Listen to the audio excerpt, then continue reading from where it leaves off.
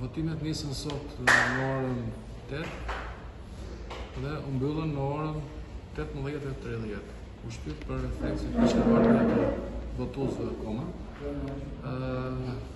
Dhe rezultati votuan 493 votues, nga të cilat kandidati Gjen Qela mori 270 vota, kandidati Julian Meqe mori 221 dhe nga këto 2 vota ishin të pavlefshme. Ju urojmë sukses kryetarit të ri. Falenderoj gjithë demokratët që morën pjesë në këtë proces, se më ngarkuan me një përgjegjësi akoma më të madhe, dhe i jap fjalën të gjithë demokratëve të Lushnjës që do të arrijmë të gjithë bashkë ta bëjmë këtë parti fituese. Unë do flas me të gjithë demokratët.